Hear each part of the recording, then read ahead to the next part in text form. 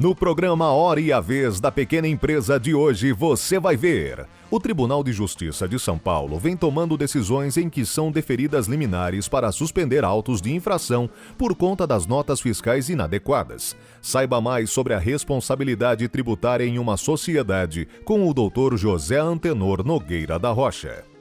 O mês de maio é tradicionalmente conhecido como mês das noivas. Conheça no quadro Pequena Notável uma empresa especializada na produção de doces finos para festas de casamento. Atualmente, grande parte das empresas possui um cadastro detalhado dos seus clientes. Mas qual é a importância de desfrutar desta ferramenta para alavancar as vendas do negócio? Acompanhe as dicas dadas pelo professor Miguel Noronha Feio e entenda a finalidade deste sistema. E ainda, acompanhe uma entrevista exclusiva com o sócio da área de reestruturação de consultoria da KPMG, Salvatore Milanese.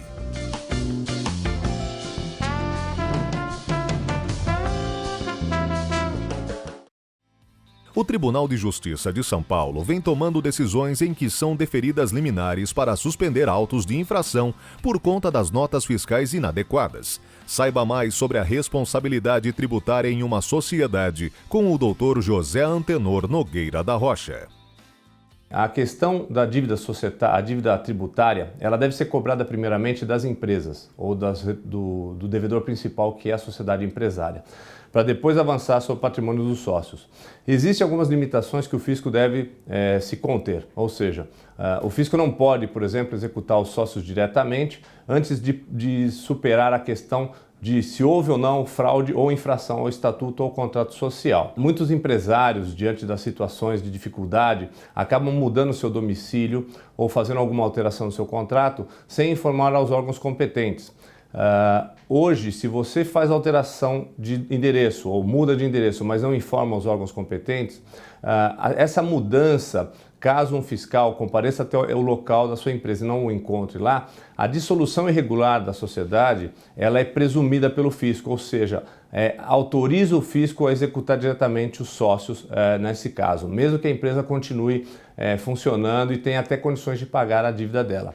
Isso hoje está disciplinado na súmula do STJ número 435, onde o STJ deixa claro que, havendo mudança de domicílio e a sociedade, os sócios, a empresa não informar aos órgãos competentes dessa alteração, o fisco pode redirecionar a execução aos seus sócios, independente de provar isto.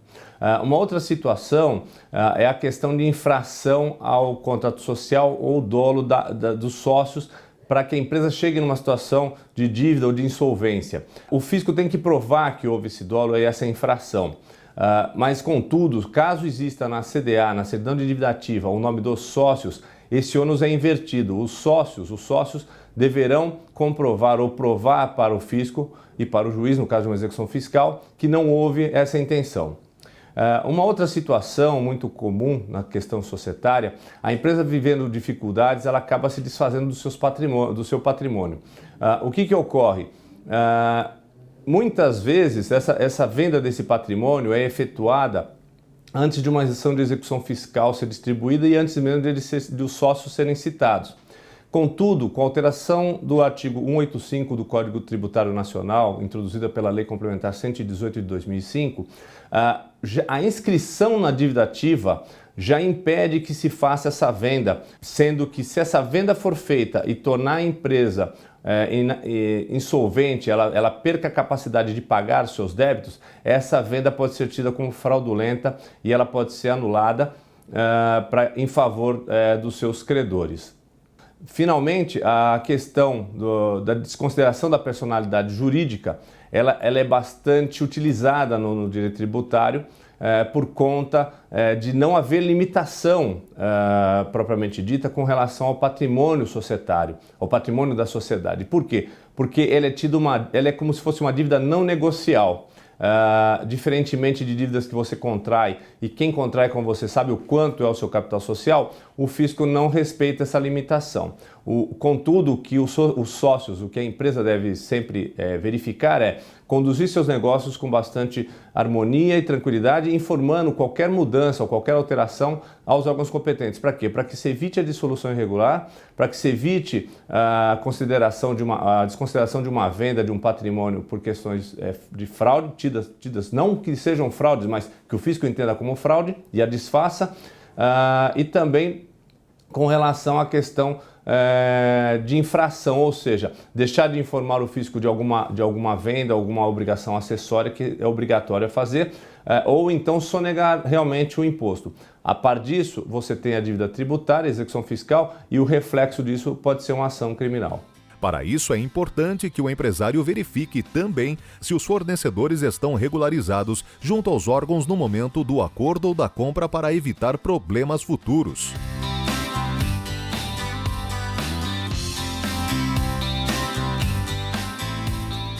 As micro e pequenas empresas já são 7 milhões em todo o Brasil e representam 22% do PIB nacional. 60% da mão de obra com carteira assinada trabalham em micro e pequenas. Por tudo isso, a Secretaria Especial para este setor é tão importante para o Brasil, para a nossa indústria, para o fortalecimento do mercado interno e para o aumento da nossa competitividade. Secretaria Especial da Micro e Pequena Empresa. O SIMP defende essa iniciativa. Apoie você também. O mês de maio é conhecido como o mês das noivas. Este é um mercado que expande todos os anos e, para lidar com a concorrência, esta empresa produz diferenciados tipos de doces finos para casamentos. E a gente desenvolve toda a linha de doces, principalmente para casamento, né? Eventos em gerais, mas o nosso forte mesmo é o casamento. E bolos cenográficos, bem casados, tudo que vai açúcar aí na festa.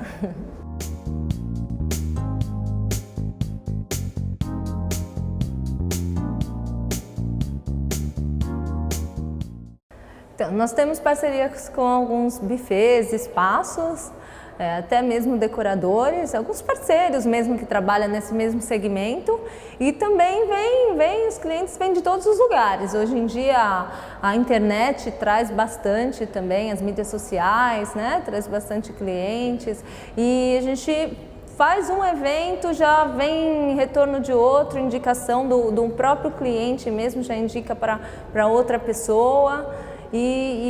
Quem vem mesmo direto a gente são os casais de noivos. Um dos grandes diferenciais do negócio, além dos produtos desenvolvidos com qualidade, é a finalização dos doces momentos antes das festas começarem.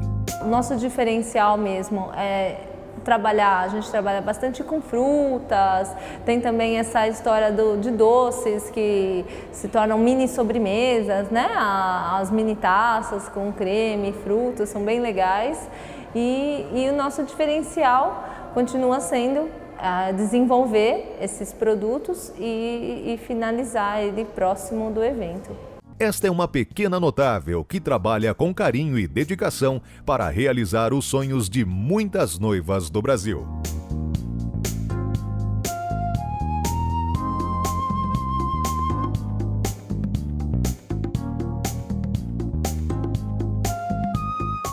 Quando diante de dois produtos, um nacional e outro importado, você prefere o importado. Desculpe, mas você fez um mau negócio. Primeiro, porque o nível técnico do Brasil está no mesmo nível dos produtos internacionais, às vezes melhor. Depois, porque quando deixa de comprar um produto feito em nosso país, você diminui nosso mercado interno. Resultado, menos empregos, menos oportunidades de trabalho. Prefira sempre produtos fabricados no Brasil. Uma campanha do Sindicato da Micro e Pequena Indústria do Estado de São Paulo. Apoie você também.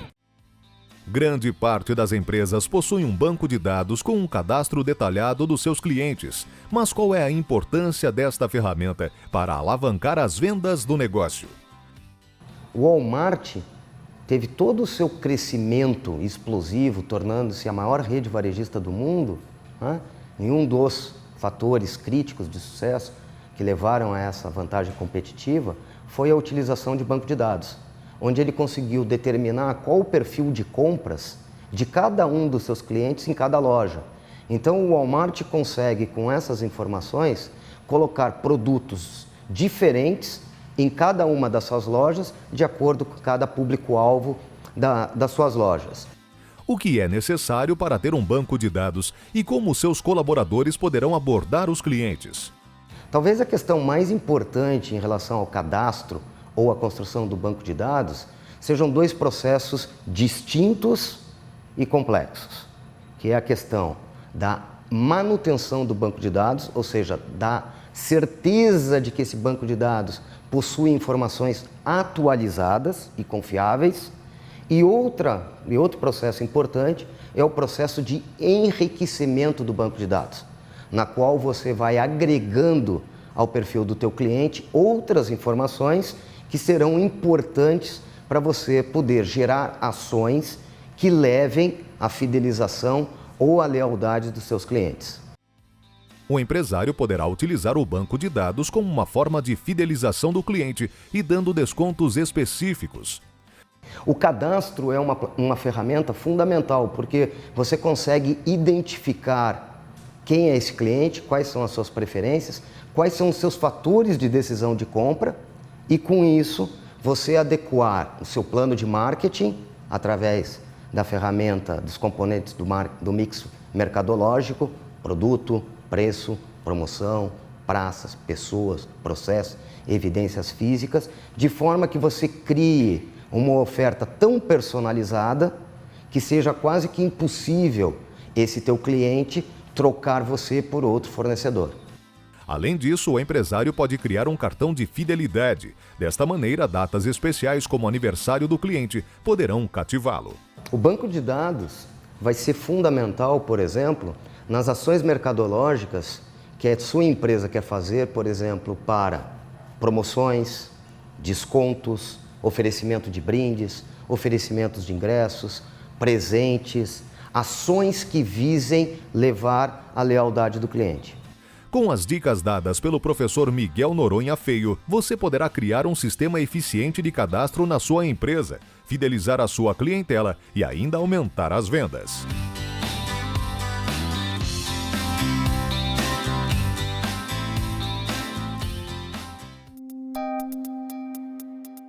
Entrevista da semana.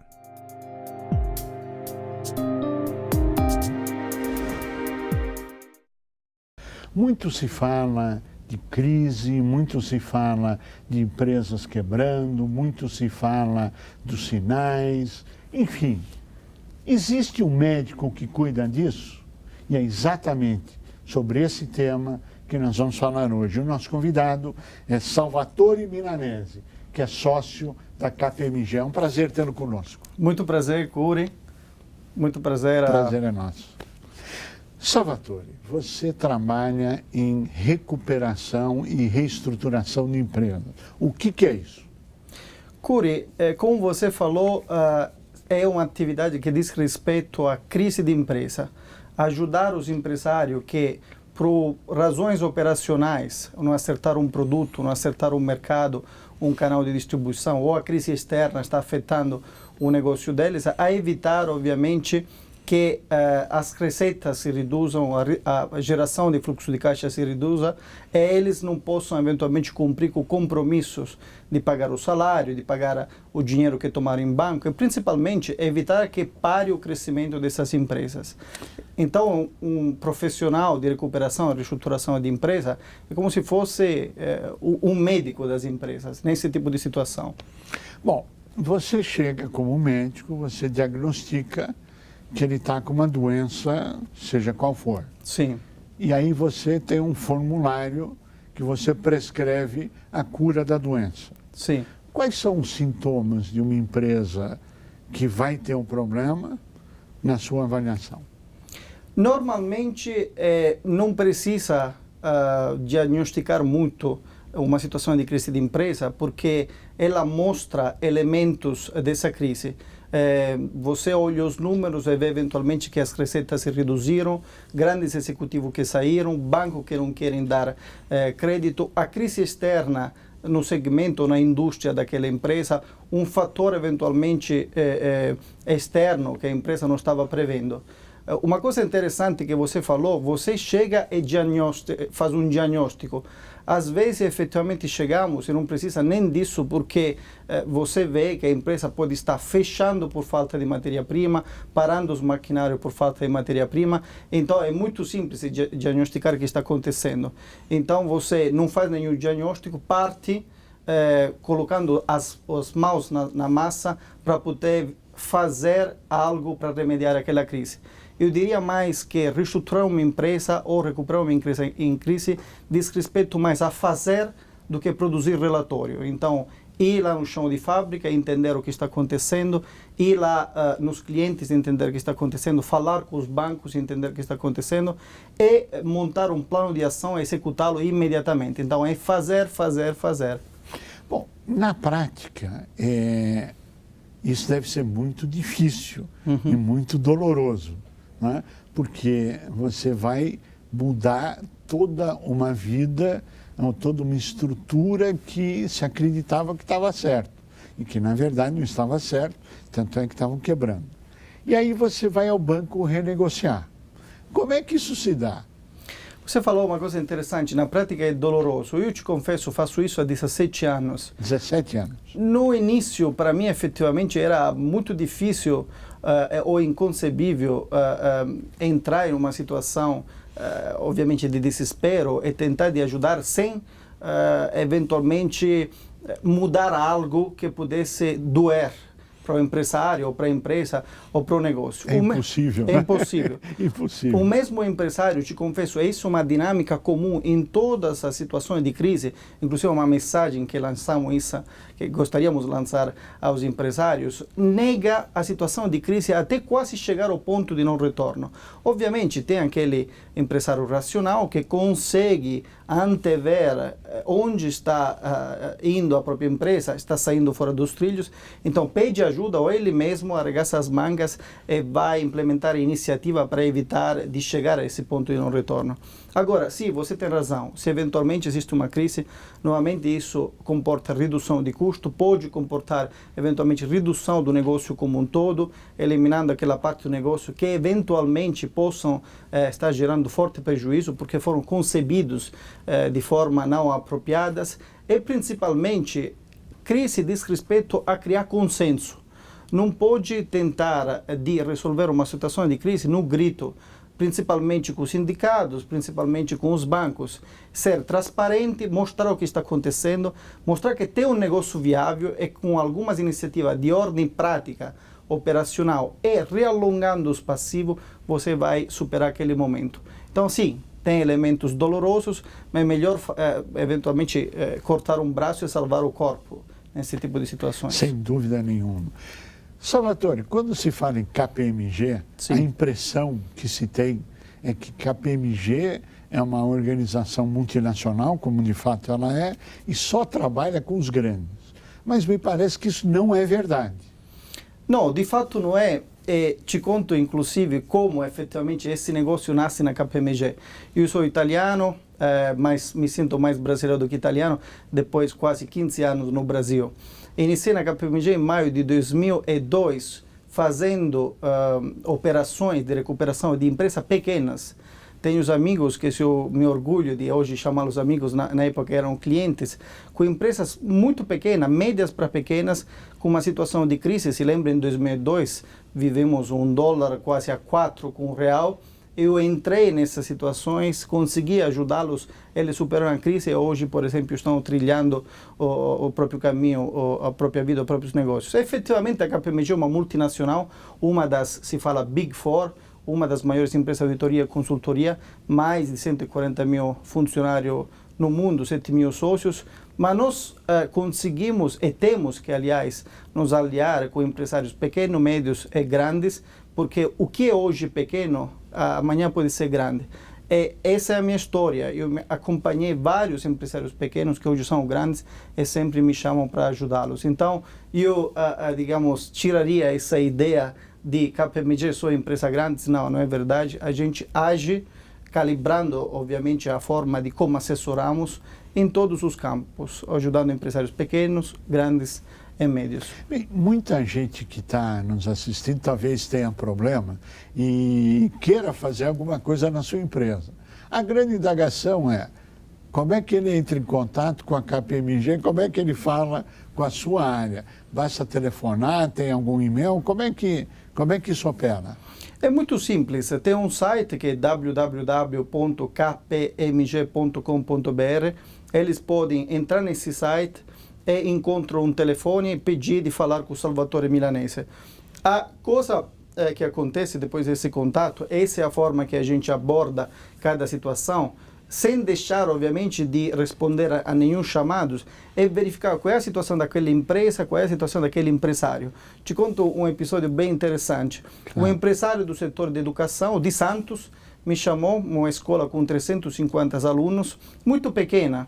Eu fui lá, gastei 2 dias lá, nem consultorias prestamos, mas foi também um prazer ajudá-la para poder dizer o que ela tinha que fazer, eventualmente profissionais de mercado a contratar para resolver o problema da dívida que estava acumulando e algum desajuste de ordem operacional. Foi um prazer, quase prestar um serviço à sociedade. Lógico, não vivemos disso, vivemos de honorários. Então, a gente não deixa de atender ninguém, é essa forma de nos contatar.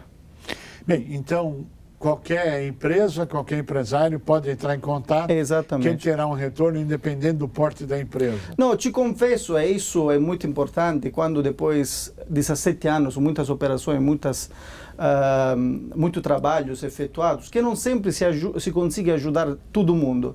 Às vezes o empresário, aconteceu várias vezes, Cury, e isso te deixa um pouco triste também, porque implica também imposto de trabalho. Claro. Não pensem, os telespectadores, que nós, depois de 17 anos de trabalho, olhamos só honorários, olhamos só em cortar custos, etc. Muito importante os aspectos sociais também. Quando se consegue preservar um negócio, se consegue preservar posto de trabalho e felicidade de famílias. Claro. Não sempre isso é possível. Passamos por algumas situações no qual o empresário, posso utilizar essa palavra, acordou muito tarde.